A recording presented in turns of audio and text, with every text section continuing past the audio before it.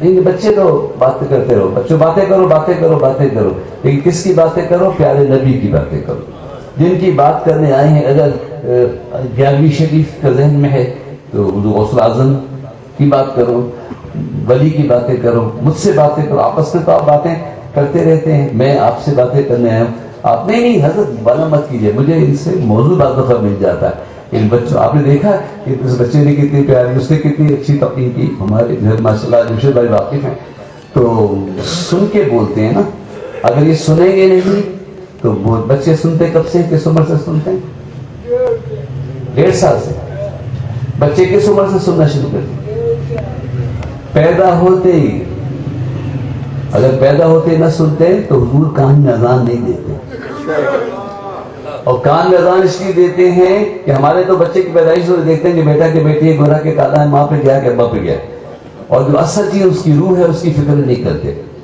لیکن سرکار کو تو معلوم ہے نا کہ یہ تو لفافہ ہے، اصل چیز تو روح ہے، تو سرکار نے اذان دی تاکہ روح کو اطمینان ہو جائے کہ جس کا ذکر سن رہی تھی اسی کا ذکر یہاں سن رہی ہوں۔ یہ جب سے ہری پگڑی والا ہے انہوں نے بھی نئے نئے کام شروع کر دیے ہیں، سب امام شریف یہ قبر پہ اذان دیتے ہیں۔ اب بتائیے قبر والا کوئی نماز پڑھے گا؟ قبر پہ اذان دیتے ہیں، کیوں اذان دیتے ہیں؟ کیا مردہ نماز پڑھے گا؟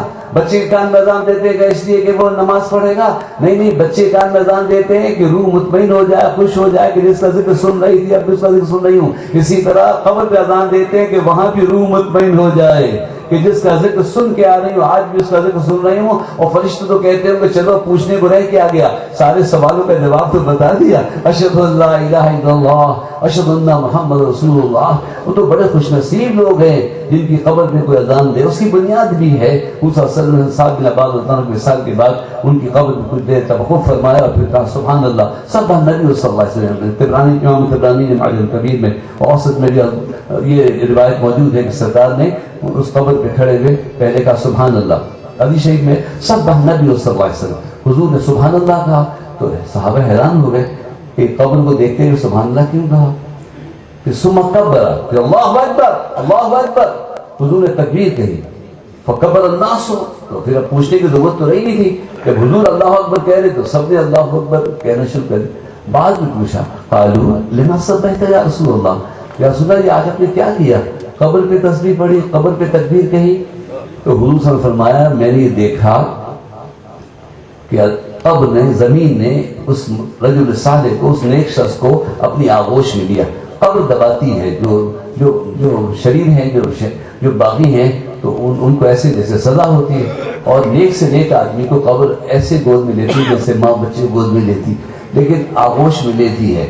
اور کیونکہ وہ مرحلہ ابھی مانوس نہیں ہوئے ہوتے ہیں تو وہ آدمی کو ذرا حیرت تو ہوتی ہوگی، تعصب بھی ہوتا ہوگا، تو قبر نے ان کو گود میں دیا تو حضور نے سبحان اللہ فرمایا۔ سرکار فرمایا جب میں سبحان اللہ کہا تو قبر کی آغوش نرم ہو گئی، اور جب میں نے اللہ اکبر کہا تو قبر وسیع ہو گئی، اور جب تم سب نے اللہ اکبر کہا تو قبر حد نظر تک وسیع ہو گئی۔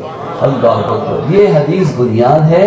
حضور نے اللہ اکبر فرمایا، سبحان اللہ فرمایا، سارے صحابہ نے تکبیر کہی۔ اب ایک دفعہ بھی حضور کا اللہ اکبر کہنا بنیاد ہے، باقی آپ اقامت کہیں، اذان کہیں، تسبیح پڑھیں قبر کے اوپر، اس سے مردے کو فائدہ پہنچتا ہے کہ زمین وسیع ہوتی ہے۔ آپ ساری دنیا کے پھول لے کر کسی اللہ کے ولی کی قبر پہ ڈال دیں، لیکن اس کھجور کی ٹہنی کی کا درجہ نہیں رکھ سکتے کہ حضور نے خود اپنے ہاتھوں سے توڑ کر گنہگاروں کی قبروں پہ لگائی۔